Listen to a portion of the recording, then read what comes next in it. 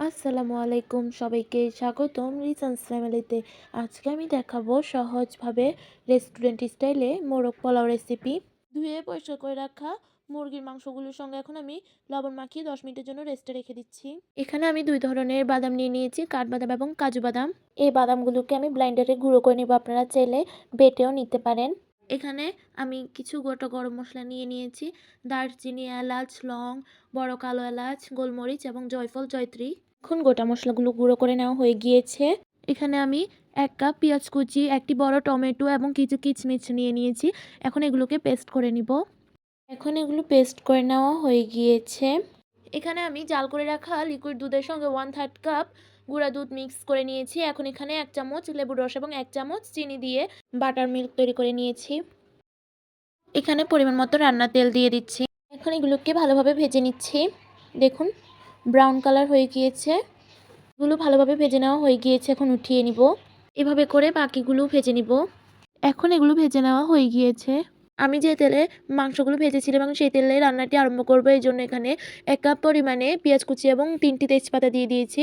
Paste করে রাখা tomato, কিচমিচ, পেঁয়াজ দিয়ে দিচ্ছি।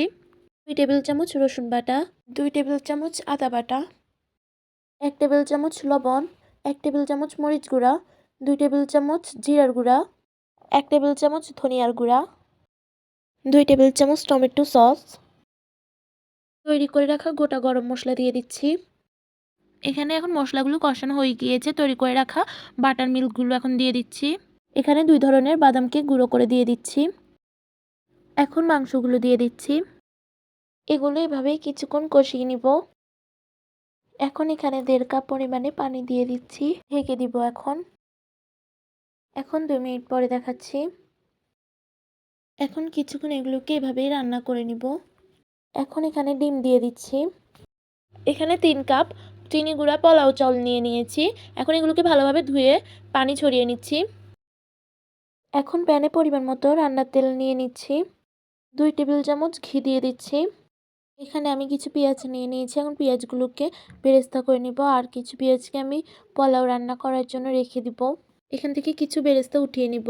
এখন এগুলো ব্রাউন কালার করে ভেজে নিয়েছি, এখন উঠিয়ে নিব কিছু পরিমাণে বেরেস্তা।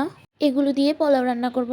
এখানে কিছু গোটা মশলা, দারচিনি, তেজপাতা, লং, এলাচ এবং কিছু কিচমিচ নিয়ে নিয়েছি। এখন ধুয়ে রাখা চাউলগুলো দিয়ে দিয়েছি। এই চাউলগুলোকে কিছুক্ষণ এভাবে ভেজে নিব। পোলাওর জন্য স্বাদমতো লবণ দিয়ে দিয়েছি। এখন চাউলগুলো ভালোভাবে ভেজে নেওয়া হয়ে গিয়েছে। 3 কাপ চাউলের জন্য 6 কাপ গরম পানি দিয়ে দিয়েছি। অবশ্যই এখানে গরম পানি ব্যবহার করতে হবে। যে কাপে আমি চাউলগুলো মেপে নিয়েছিলাম সেই কাপে আমি পানি দিয়ে দিচ্ছি। 1 টেবিল চামচ রসুন বাটা এবং 1 টেবিল চামচ আদা বাটা, 2 টেবিল চামচ গুঁড়া দুধ দিয়ে দিচ্ছি। পানিগুলো টেনে আসা পর্যন্ত ঢাকনা দিয়ে দিচ্ছি। এখন কিছুক্ষণ পরে দেখাচ্ছি, দেখুন পানিগুলো প্রায় টেনে এসেছে। এখন মাংস এবং ডিমগুলো দিয়ে দিচ্ছি। এখানে কিছু আলু পকোড়া এবং কাঁচামরিচ দিয়ে দিচ্ছি। আলু পকোড়া ভিডিওটি স্কিপ হয়ে গিয়েছে। এখন হাফ চামচ গোলাপ জল দিয়ে দিয়েছি। 1 টেবিল চামচ কেওড়ার জল। এখন 2 টেবিল চামচ ঘি দিয়ে দিচ্ছি। এখন বেরেস্তাগুলো দিয়ে দিচ্ছি। এখন এটিকে এভাবে ঢাকনা দিয়ে কিছুক্ষণ রান্না হওয়ার জন্য রেখে দিব। এখন 6 মিনিট পরে দেখাচ্ছি। এখন এগুলো এভাবে গ্যাসটি অফ করে 10 থেকে 15 মিনিট দমে রেখে দিব। এখন ঢাকনা দিয়ে দমে রেখে দিচ্ছি 10 থেকে 15 মিনিটের জন্য। এখন তৈরি হয়ে গিয়েছে মজাদার মোরগ পোলাও রেসিপিটি। ভালো লাগলে অবশ্যই আমার ইউটিউব চ্যানেলটি সাবস্ক্রাইব করে দিবেন এবং ফেসবুক পেজ থেকে যারা দেখছেন তারা লাইক, কমেন্ট, শেয়ার করে দিবেন। আসসালামু আলাইকুম।